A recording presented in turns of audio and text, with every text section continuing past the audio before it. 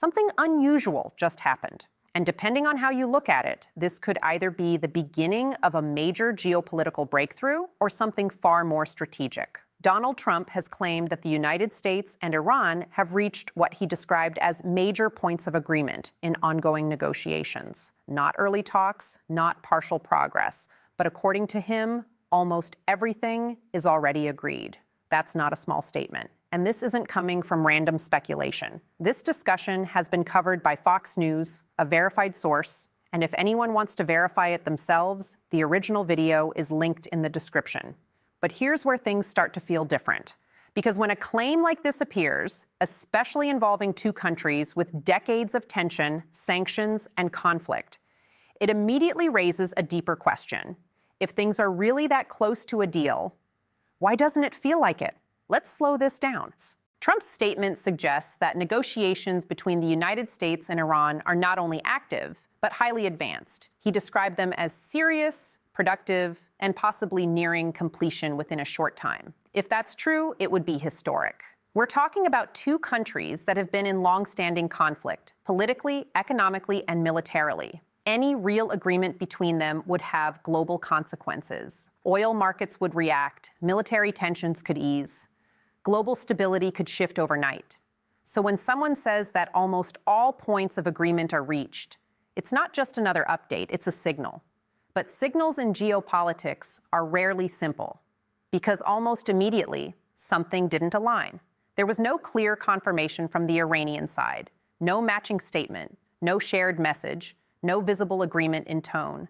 And that creates a gap, a very important gap.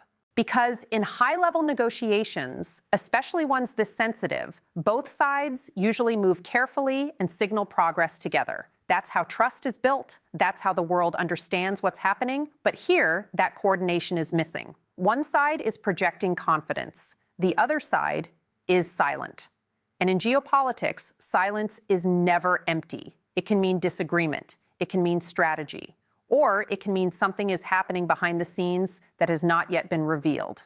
Now let's look at the situation from a different angle, because there are only a few ways to interpret what's happening here. The first possibility is that negotiations are real, but hidden.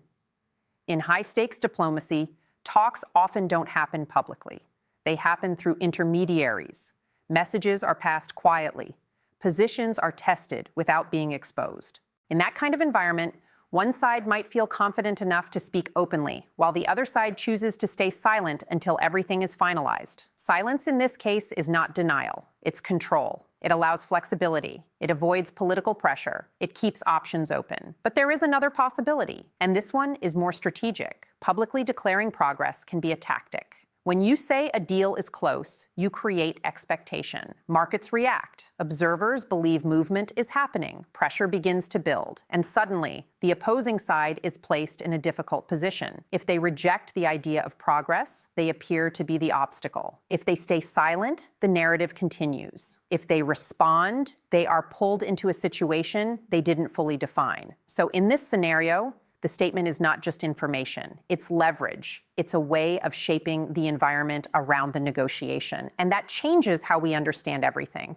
There is also a third layer to this, one that goes beyond negotiation itself. In moments of global tension, perception becomes extremely important. Right now, the Middle East is under pressure. Energy markets are sensitive. Global stability is being watched closely. And in moments like this, even the idea of progress can have a calming effect. If people believe that negotiations are working, panic decreases, markets stabilize, tension feels more controlled. So when a statement like this appears, it doesn't just speak to Iran, it speaks to the world, to investors, to governments, to anyone trying to understand where things are heading. And that raises an important question. Is this statement describing reality or influencing how reality is perceived?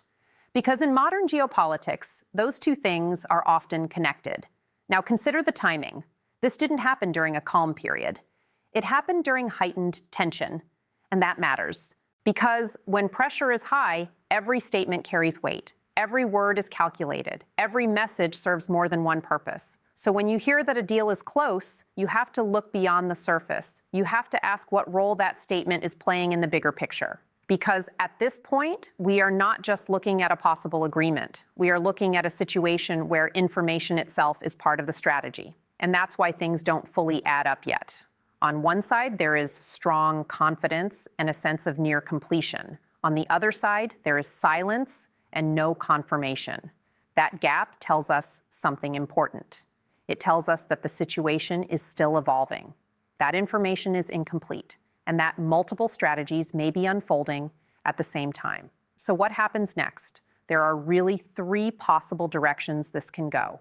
The first is that a deal actually happens. Despite the silence, negotiations could be progressing behind the scenes. Agreements could be forming quietly. And what we are seeing now is simply early disclosure. If that's the case, then we could see a sudden announcement, a formal agreement, a reduction in tension, a shift toward stability. It wouldn't mean full peace, but it would mean control instead of escalation, and that would have a major impact globally. The second possibility is that the talks collapse. Either they are not as advanced as described, or they break down before reaching any real agreement. And in that case, the current optimism turns into something else, disappointment, because when expectations are raised publicly, failure becomes more visible. And that can increase tension. It can lead to stronger rhetoric. It can push both sides back into confrontation. And once that happens, the situation can escalate quickly. The third possibility is the most complex. Nothing is finalized. Nothing collapses. Instead, everything continues in uncertainty. Statements are made, signals are sent, but no real conclusion appears. This creates a holding pattern, and that can last longer than people expect because it allows both sides to maintain flexibility. It avoids immediate escalation, but it also prevents real resolution. And in many cases, that's exactly what both sides want. Now step back for a moment, because this is not just about whether a deal happens. It's about how information is being used, how perception is being shaped, and how narratives influence reality. Because what we are watching here is not just negotiation, it is strategy. A statement is made, a reaction is observed, a new position is formed, and the process continues. In that process, the line between describing reality and shaping it becomes less clear. And that is what makes this moment important, because regardless of what happens next, something has already changed. The narrative has shifted from conflict to the possibility of negotiation, from escalation to uncertainty, and that shift alone affects how the world responds. It influences decisions, it shapes expectations, it changes the direction of attention. So where does that leave us? We have a strong claim from one side, we have silence from the other, and we have a situation that is still developing. The truth is we don't have a final answer yet, but we do have enough to understand what's happening beneath the surface. This is not just about a deal. It's about timing, it's about strategy, and it's about control of the narrative. So the next time you see a headline that says a major agreement is close, take a moment. Look deeper. Look at both sides. Look at what is being said and what is not being said. And ask yourself, is this describing what is happening, or is it shaping what comes next? Because right now, we are not just watching negotiations. We are watching strategy unfold in real time.